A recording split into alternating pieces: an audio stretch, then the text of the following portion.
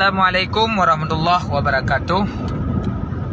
Jadi nyolong klarifikasi bacut mengenai tuduhan-tuduhan dan fitnah-fitnah terhadap kamu dari santri-santri dayah yang mejak Bak Rumah Imran Pasir dan Bak Rumah Cutbul yang Nadi Bulu, kan? Nyo kamu klarifikasi bacut supaya memahami leurung drone. Baik sampai katanya diadu domba dengan fitnah-fitnah dan tuduhan.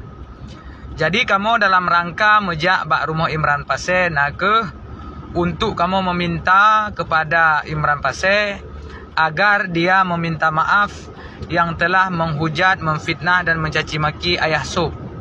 Jadi karena Diji dituduh terhadap Ayah Sub, Jino supaya Haji baik mudah dengan Allah, supaya Haji baik memasalah dengan umat Islam yang ada di Aceh. Nyo hana berkaitan dengan partai politik, hana berkaitan dengan politik. Tetapi nyo mengenai tentang masalah yaitu harga diri ulama yang kadi fitnah.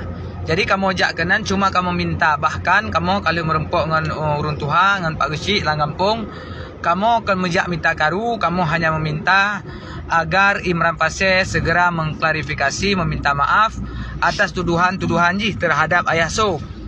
Nah, jadi jika memang telah diklarifikasi, meminta maaf atas kesalahan dan kesilapannya terhadap tuduhan kepada Ayah Sub, nyo perkara dan masalah kaglah.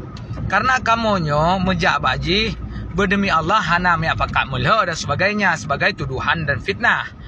Sedangkan kamu mejaknyo hanya untuk meminta kepada Haji tolonglah yang kan hina ulama, yang kan caci maki ulama, nyo fitnahnya hanglah sampai singoh huru akhirat dengan Allah. Maka kamu jak untuk kamu selamat beliaunya supaya udek gepi beraman, supaya udek gepi bekna susah-susah gepa yang kedua nyan sagai kamu minta. Jadi bukan karena kamu benci terhadap beliau, tidak. Justru karena kamu sayang ke beliau, maka kamu jak.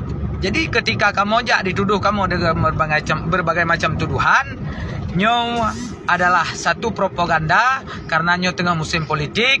Jadi propaganda tersebut nyo untuk dipakai kepada nyo bangsa. Nyo berhati-hati dan waspada kepada kepada nyo Bandung.